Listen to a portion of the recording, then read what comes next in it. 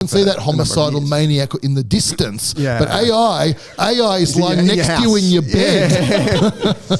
What if I say the word mythos to you? Does that mean anything to you? A lot to me. Is that on your run sheet? It's not on my run sheet. Okay, good. We talked about Anthropic a lot lately, so I'll let that one slide. Well, this is not just Anthropic. So what do you know about mythos? It's their newest model that they haven't released publicly. They've released it to 30 or 50 big organizations in the US, the JP Morgans. Exactly. And apparently this can find effectively zero-day hacks in systems that can allegedly, and the All-In guys had a pretty good summary last week, and the Anthropic guys are the masters of doomerism for PR purposes. So I don't really believe what they say anymore. I think they do build great products, but I think their PR stuff is largely bullshit. I think this is probably one of that, but it's PR genius, these guys. Well, there's a few interesting things about this new model. And so we should say, like, a zero-day hack just means a company releases software, and before the sun sets on that first day, it's already been hacked. It means it takes less than 1 day to find a vulnerability in that software. That's all a zero-day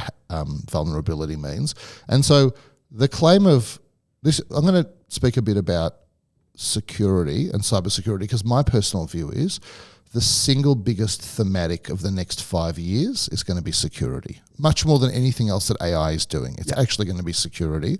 And so if you have, like, what this claim of Mythos is that it can take the source code, which is the code behind software, and very, very quickly, with some lines of prompting, you can go and put the source code in like a container, let's call it, and it will go and it will interrogate that source code, and it will find vulnerabilities in that source code that can be exploited. This is companies using their own source code and putting it through this. That would be the white hat version of this. But how do the black hat versions get the source code? Well, that's a good question, right? So the first thing to say is there are some source codes you can get. Like there's open source. Like Linux is open source. And so it tore shreds off Linux very quickly. And like there were all these vulnerabilities that people were not aware of. And like, so they were working through those and fixing those. And they really are true vulnerabilities. And then you say, but what about Microsoft? They're actually probably the biggest security company in the world.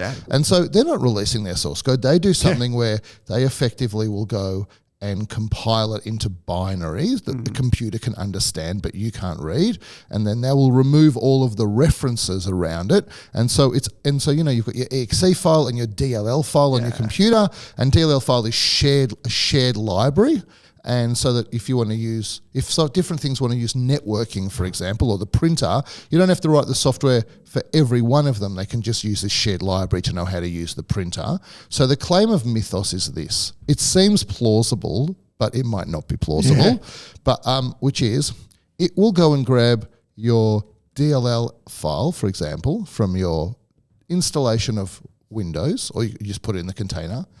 And that's not source code, but it will then go and reverse engineer source code based on this extremely simplified binary, produce some reverse engineered version of the source code, which is not the real source code. This has been done for years, by the way. Like reverse engineering source code from this it's possible to do, broadly speaking. It's illegal if you release software when you reverse engineer. And then it will go and look for exploits inside that regenerated, like reverse engineered source code, and it says it can find 0 day kind of. Well, it's not exactly 0 day, because like these are old pieces of software, but the equivalent to 0 day vulnerabilities. And so the real scary thing about this is if it goes and finds a networking vulnerability inside, like in Microsoft's in the networking part of the software, it will go and create this exploit, and then it can go all the way to your domain controller server that runs your whole network, and that is like the greatest cyber attack, ransomware attack. That's what they all want to do. They want to control your network rather than, and so that's what everyone is scared about with this. There has been a non-public release of large language models previously. Like one of the GPT models was not released originally. I can't remember which one.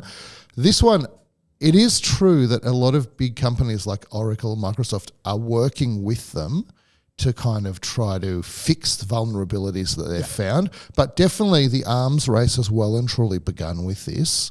And it is something quite different. It is weird to that we haven't models. seen, like there's obviously hacks happening every day, but it doesn't feel like the cadence of hacks has changed since LLMs have become a thing in the last 2 years, really. Even the last 6 months, they've really amped up.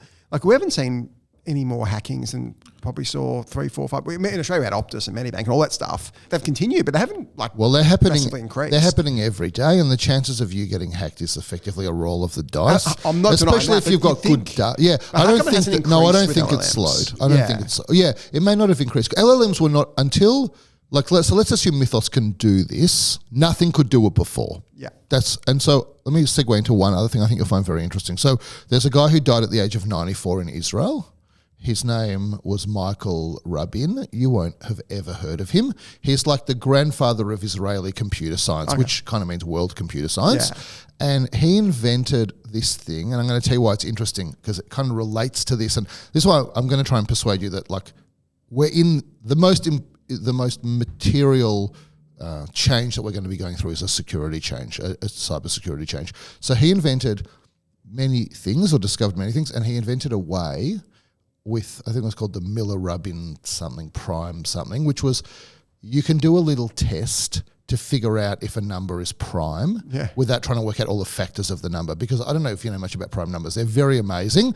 There is no way to work out. There is no formula to tell you if a number is prime. And so there may well be an infinite number of prime numbers, or there might not be an infinite number of prime numbers. And you might say, that's cute, who cares? and so why would you need a test that could quickly tell you if a number is almost certainly prime?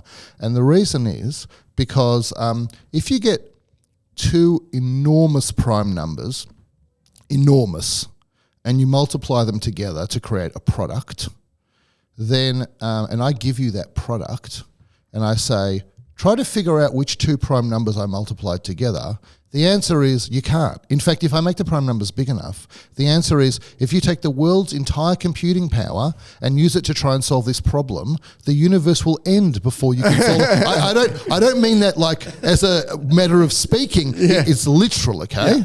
And so that's cool, because that means I can say, I'm going to take that product and I'm going to let you encrypt using that product as an encryption algorithm, and I might make that publicly available so everyone can encrypt with that, but only I can de-encrypt it because only I know the two prime numbers. And actually I'm going to create a key using those two prime numbers. I'm not using the numbers, and so that's the private key. That is basically how the world's encryption works, public and private keys. What's interesting about that is if you reverse the direction, you might say, what if I encrypt with the private key and I let the whole world have the public key? And you might say, well, that's a pretty dumb way to keep things secret, and you'd be right. But it is a very good way to prove that it was me that encrypted it, because only I have the private key. It's like a king putting a letter inside an envelope and stamping the envelope with his wax seal. Everyone, and so that is how digital signatures work. And so the reason I segue into all of this, and so this guy just died. But it's all about security. So so with the proliferation of deep fakes, the need to authenticate the origin of content will become increasingly important. These prime numbers are the key to doing that, and they're the key to all of the commonly used cyber encryption, cybersecurity. These models, as they get more sophisticated, start causing problems with the production of authentic video, content, etc. They will still survive this, I think. The real challenge is, so I just told you the world's computing power will not be able to solve this problem before the universe ends. The Earth will be long gone by then. But what might speed up processing power? Quantum computing. So this is the whole Bitcoin worry, that quantum computing. That's right. This is why people are saying, so if I was going to, it's much more complicated than I'm saying, but if I was going to ultra simplify this, I would say the reason people are terrified of quantum computing in the context of security is that you'll be able to work out what the prime numbers are that made up the public key. And it's not exactly that, but it's close enough to that. And that means every single secure environment you're in, like your bank, for example, they're all imperiled. Now, I think quantum computing, let's say, is 5 to 10 years away. Like that would be a good outcome. But so there's time to prepare for it. But we are in a moment now where all of the traditional ways that we've secured digital environments are under threat from AI and shortly, I think, from quantum computing. Well, it feels like quantum computing is the bigger risk than AI, given it can. But it's further away. Like you can see, quantum computing has been around. You can see that homicidal maniac in the distance. But AI is lying next to you in your bed.